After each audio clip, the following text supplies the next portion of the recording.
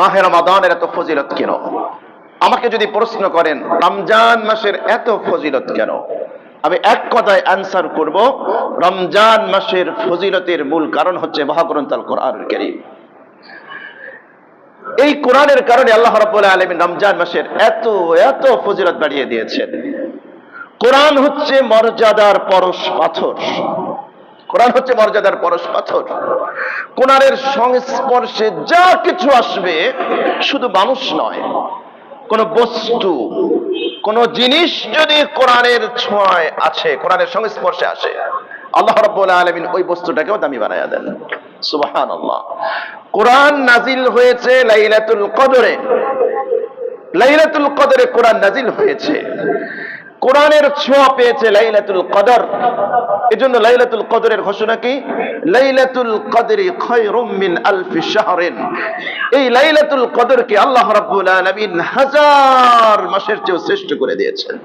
সুবহানাল্লাহ। লাইলাতুল কদর এসেছে রমাদান মাসে, কোরআন নাজিল হয়েছে রমাদান মাসে। এজন্য রমাদান মাসকে আল্লাহ রাব্বুল আলামিন সর্বশ্রেষ্ঠ মাস হিসেবে ঘোষণা দিয়েছেন, 70 গুণ মর্যাদা বাড়িয়ে দিয়েছেন। কোরআন নিয়ে এসেছে জিবরিল আলাইহিস সালাতু ওয়াস সালাম। এজন্য জিবরিল আলাইহিস সালাতু ওয়াস সালাম সাইয়্যিদুল মালায়েকা, ফেরেশতার সরদার।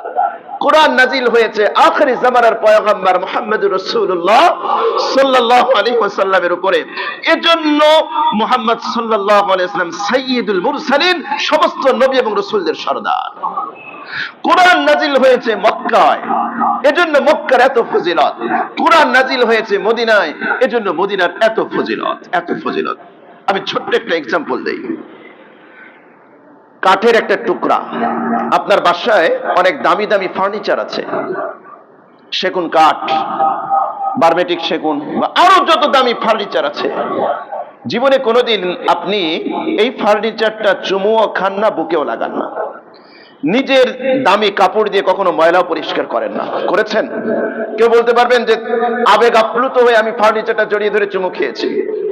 এবার বুঝুন, আপনার বাচ্চা কোরআন পড়ে, কোরআন পড়ার জন্য মাত্র 100 টাকা দিয়ে ছোট্ট একটা কাঠের টুকরা কিনেছেন। এই কাঠের টুকরায় কোরআন রেখে পড়া হয়েছে। আমার প্রিয় ভাইয়েরা, একটু গভীরভাবে বোঝার চেষ্টা করুন। এই কাঠের টুকরায় কোরআন রেখে পড়া হয়েছে। কোরআন, যেটাকে আমরা রেহাল বলি, আমাদের ভাষায় আমরা কি বলি? রেহাল বলি। এই রেহালের উপরে কোরআন রেখেছেন, কোরআন পড়েছেন। ছোট্ট বাচ্চা হাত থেকে রেহালটা পড়ে গিয়েছে, তাড়াতাড়ি উঠিয়ে চুমো খায়। কি যে আবেগ, কি যে ভালোবাসা, কি যে রেসপেক্ট, কি যে শ্রদ্ধা, কি যে সম্মান। কে দিয়েছে ভাই? কোরআন দিয়েছে। এই কোরআনের ছোঁয়া লেগেছে ছোট্ট একটা কাঠের টুকরা, দামও বেশি না, 100 টাকা 150 টাকা, কিন্তু কোরআনের ছোঁয়া লাগার কারণে এই কাঠের টুকরোটার দাম এত বেড়ে গিয়েছে। চামড়া, দামি দামি চামড়ার জুতা পরেন, অ্যাপেক্সের জুতা, আরো দামি দামি জুতা, 3000, 5000, 10,000 টাকা দামের জুতা পরিধান করেন, 20,000 টাকা দামের জুতা। কোনদিন আপনি এই জুতাকে চুমো খান নেই। আমরা জানি কোন বিবেকবান, কোন বুদ্ধিমান মানুষ এই জুতাকে চুমো খেতে পারে না, যত বড় দামি হোক না কেন, যত বেশি দামি হোক না কেন। কিন্তু আপনি একটু চিন্তা করেন তো ভাই, মাত্র 200 টাকার একটা নরমাল চামড়ার একটা গিলাপ কোরআনে লাগানো হয়েছে, কোরআনে লাগানো হয়েছে। কোরআনের সংস্পর্শে আসার কারণে এখন আপনি গিলাপটা ধরে চুমো খান, বুকে লাগান। এই কম দামি চামড়াটার মর্তবাটা কে বাড়িয়ে দিয়েছে? কোরআন বাড়িয়ে দিয়েছে, কোরআন বাড়িয়ে দিয়েছে, কোরআন বাড়িয়ে দিয়েছে। কাগজের টুকরা, যে কাগজে কোরআনের হরফ লেখা হয়েছে। আপনার কাছে অনেক দামি দামি কোরআন কাগজ আছে, অনেক দামি কাগজ থাকতে পারে, ব্র্যান্ডের কাগজ থাকতে পারে, কিন্তু যেই কাগজে আল্লাহর কালাম লেখা হয়েছে, কোরআন লেখা হয়েছে, আল্লাহু আকবার, আপনার হাত থেকে যদি কাগজের কোরআনটা পড়ে যায়, আপনি যদি মুমিন হয়ে থাকেন, মুসলমান হয়ে থাকেন, আপনার হৃদয়ে রক্তক্ষরণ হয়, হয় কি হয় না? ব্যথা লাগে কি লাগে না অন্তরে? আরে কোরআনটা আমার হাত থেকে পড়ে গেল। কিন্তু এই কাগজের টুকরোর মর্তবা কে বাড়িয়ে দিয়েছে ভাই? এই কোরআন বাড়িয়ে দিয়েছে, কোরআন বাড়িয়ে দিয়েছে। কোরআন হচ্ছে মর্যাদার পরশ পাথর। তাহলে কোন বস্তু যদি কোরআনের সংস্পর্শে আসার কারণে বস্তুর দাম বেড়ে যায়, আপনি আশরাফুল মাখলুকাত, আপনি সৃষ্টির শ্রেষ্ঠ জীব, আপনি যদি কোরআনের সংস্পর্শে আসবেন, আপনার কি মর্তবা বাড়বে না? অবশ্যই বাড়বে। এজন্য তো নবীজি বলেছেন, ইন্নাল্লাহা ইয়ারফাউ বিহাদাল কিতাব ওয়া ইয়াদউ বিহি আখারিন। সহিহ মুসলিমের হাদিস। রাসূল বলেছেন এই কোরআন হচ্ছে এমন একটা ঐশী গ্রন্থ, কোন ব্যক্তি যদি কোরআনকে আঁকড়ে ধরে, কোরআনকে আঁকড়ে ধরে কোরআন অনুযায়ী জীবন গঠন করে, আল্লাহ রাব্বুল আলামিন ওই জাতির সম্মানকে বহুগুণে বাড়ায়া দেন। আর কোরআনকে ছেড়ে দেওয়ার কারণে বহু জাতিকে আল্লাহ পাক অপদস্থ, লাজ্জিত, অপমানিত করেন। আল্লাহু আকবার। আর চিন্তা করেন না, বিলাল হাবশী রাদিয়াল্লাহু তাআলা আনহু উমাইয়া ইবনে খালফের গোলাম ছিলেন, গোলাম। ইসলাম গ্রহণ করেছে, কোরআন ধরেছে, কোরআন পড়েছে। আল্লাহু আকবার। আখির জামানার পয়গম্বর মেরাজের রজনীতে জান্নাতে গিয়েছেন, জান্নাতে গিয়ে বিলালের পায়ের জুতার আওয়াজের ধ্বনি তিনি শুনতে পেয়েছেন। আল্লাহু আকবার। হে আমার প্রিয় ভাই, এজন্য বুখারী শরীফের হাদিসের মধ্যে এসেছে, আম্মাজান আয়েশা রাদিয়াল্লাহু তাআলা আনহা থেকে বর্ণিত, আপনি কোরআন ওয়ালা হন, কোরআন এক্সপার্ট হন। আম্মাজান বলেন, আল মাহিরু বিল কোরআন মা'আস সাফারাতিল কিরামিল বারারা। আল্লাহু আকবার। আম্মাজান বলেন, রাসূল বলেছেন যারা কোরআন এক্সপার্ট হবে, যারা কোরআনে দক্ষ হবে, যারা কোরআনে অভিজ্ঞ হবে, কিয়ামতের দিবসে আল্লাহ রাব্বুল আলামিন জিবরিল, মিকাইল, ইসরাফিল আলাইহিমুস সালাতু ওয়াস সালামের মতো জলিলুল কদর সম্মানিত ফেরেশতাদের সাথে তাদের হাসরের ব্যবস্থা করে দেবেন। আল্লাহু আকবার, আল্লাহু আকবার। والذي يقرأ القرآن ويتتعتع فيه وهو شاق عليه فله أجران। নবীজি বলেছেন, আর যারা কোরআনের বুঝ আগে ছিল না, কোরআনের বুঝ আগে ছিল না, কিন্তু এরপরে কোরআনের বুঝ হয়েছে, কোরআন শিখতে হবে, কোরআন পড়তে হবে, কোরআন পড়তে যায় এখন ভালো করে পড়তে পারে না, আইন, হা, কফ, দাত, তা এগুলো ভালো করে পড়তে পারে না, তারপরেও কোরআন শেখার জন্য চেষ্টা করে। আপনারা মনে মনে ভাবছিলেন যে আমরা তো কোরআন এক্সপার্ট হতে পারবো না, আমাদের জন্য মনে হয় প্রণোদনা নাই। অবশ্যই আছে। রাসূল বলেছেন ওই হাদিসের শেষ, বুখারীর শেষ, যারা কোরআন পড়তে গিয়ে জবানে বেঁধে যায়, এটা তা মানে হলো তুতলামি করা, মানে আইনটা আসে না, তারপরেও চেষ্টা করে কোরআন শিখতেই হবে, কোরআন পড়তে হবে, বুঝতে হবে, আমল করতে হবে। রাসূল বলেছেন আল্লাহ রাব্বুল আলামিন তাদেরকে ডাবল সওয়াবের ব্যবস্থা করে দিয়েছেন। সুবহানাল্লাহ, সুবহানাল্লাহ, আল্লাহু আকবার। কিয়ামতের দিবসে কোরআন পাঠকের সাথে কথা বলবে। মুসনাদ আহমদে হাদিস, নবীজি সাল্লাল্লাহু আলাইহি ওয়াসাল্লাম বলেন, ইন্নাল কোরআন ইয়ালকা সাহিবাহু ইয়াওমাল কিয়ামাহ হিনা ইয়ানশাক্কু আনহু কবরুহু কাররাজুলিশ শাহিব। কবর থেকে যখন মানুষ পুনরুত্থান ঘটবে, শ্বেত শুভ্র আকৃতি ধারণ করে কোরআন এসে হাজির। আল্লাহু আকবার। কোরআন এসে উপস্থিত। ইয়াকুলু হাল তারিফুনি, কোরআন বলবে পাঠককে, এই তুমি কি আমাকে চিনো? ফায়াকুল লাহু বা আরিফুক, সে বলবে না, আমি তো আপনাকে চিনি না।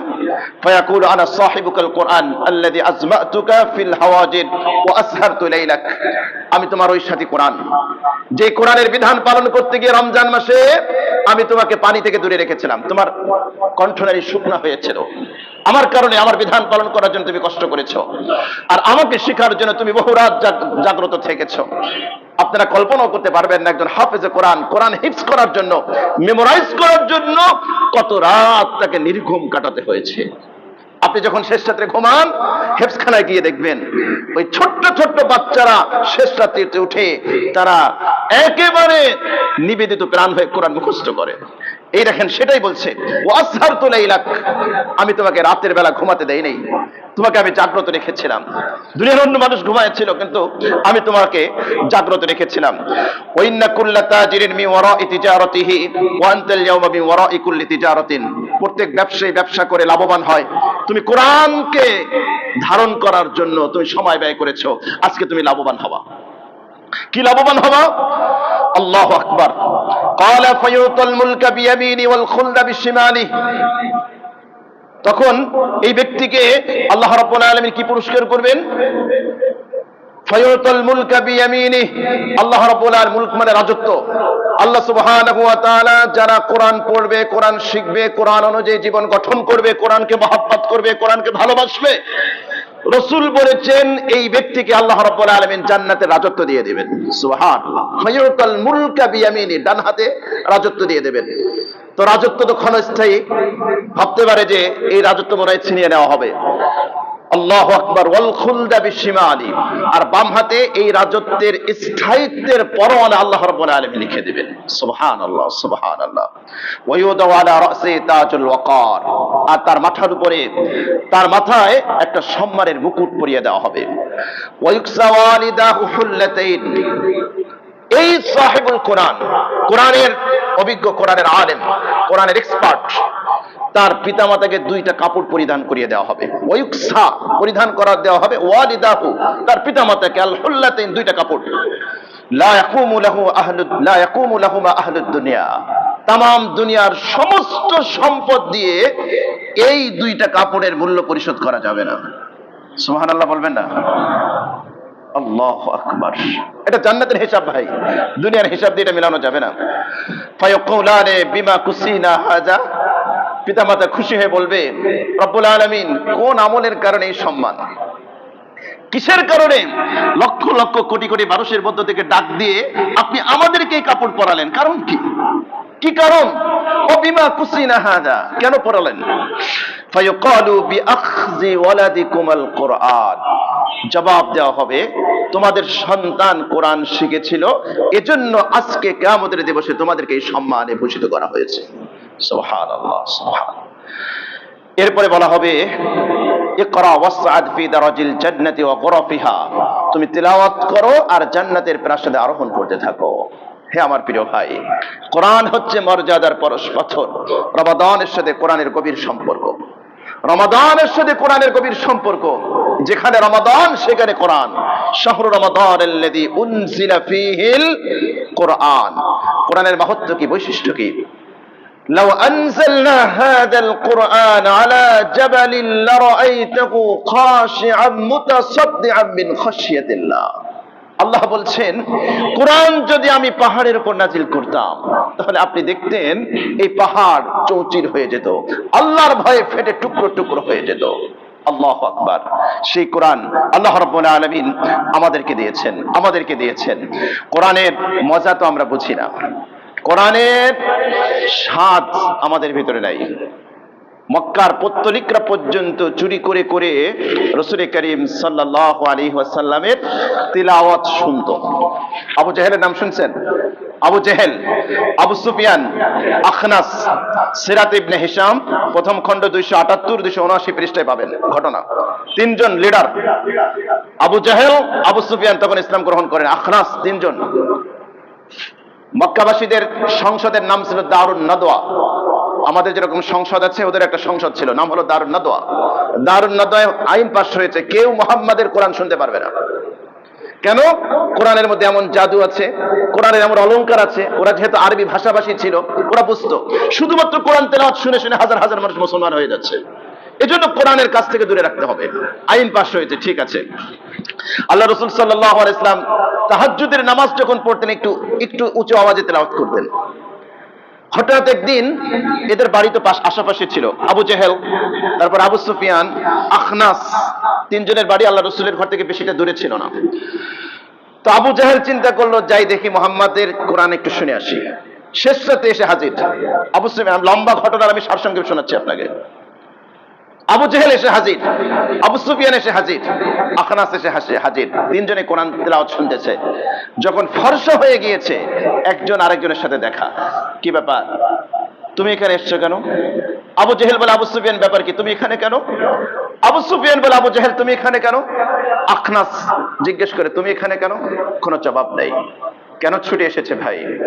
কেন এসেছে? কোরআনের আকর্ষণে এসেছে, কোরআনের আকর্ষণে এসেছে, কোরআনের আকর্ষণে। ঠিক আছে, আগামীকাল আর আসবো না।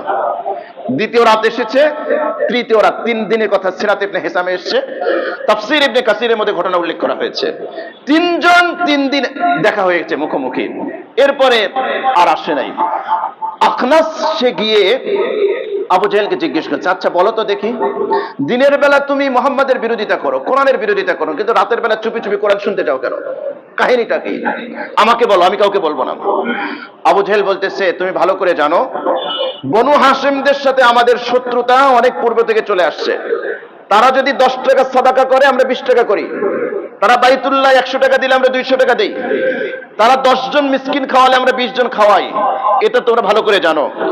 কিন্তু বনু হাশেমের মধ্যে একজন নবী আছে। এই নবুয়তকে যদি আমরা স্বীকার করি, মুহাম্মদ যে নবী এটা যদি আমরা মেনে নেই, কোরআন যে সত্য এটা যদি আমরা মেনে নেই, এর বিকল্প আমাদের কাছে কোনো অপশন নেই। আমরা বলতে পারবো না যে ওদের একজন নবী আছে, আমাদের একজন নবী আছে। এটা বলতে পারবো না ওদের একটা কোরআন আছে, আমাদের একটা কোরআন আছে। এটা বলার কোনো অপশন আমাদের নাই। এজন্য আমরা বিরোধিতা করি। তার মানে ওরা বুঝতো, ওরা জানতো মুহাম্মদ সাল্লাল্লাহু আলাইহি ওয়াসাল্লাম সত্য নবী, কিন্তু মানতো না। হ্যাঁ আমার প্রিয় ভাই, আল্লাযীনা ইযা যুকিরাল্লাহ ওয়াজিলাত কুলুবুহুম ওয়া ইযা তুলিয়াত আলাইহিম আয়াতুহু যাদাতুহুম ঈমানা। কোরআনের বৈশিষ্ট্য আল্লাহ বলছেন ওয়া ইযা তুলিয়াত আলাইহিম আয়াতুহু যাদাতুহুম ঈমানা। কোরআনের তিলাওয়াত হলে ঈমান বৃদ্ধি পাবে, ঈমান বৃদ্ধি পাবে। কোরআন আমাদেরকে বলছে আল্লাহু নাযালা আহসানাল হাদিস কিতাবাম মুতাশাবিহাম মাথানিয়া তাকশাইরু মিনহু জুলুদুল লাযিনা ইয়াখশাউনা রাব্বাহুম সুম্মা তালিনু জুলুদুহুম ওয়া কুলুবুহুম ইলা যিকরিল্লাহ। আমি উত্তম কথা বলা এই কোরআন নাজিল করেছি, সাদৃশ্যপূর্ণ আয়াত নাজিল করেছি। এটা যখন মানুষ শুনবে তাদের লোমটা খাড়া হয়ে উঠবে, তাদের অন্তরটা বিগলিত হয়ে আল্লাহর স্মরণের দিকে ধাবিত হয়ে যাবে।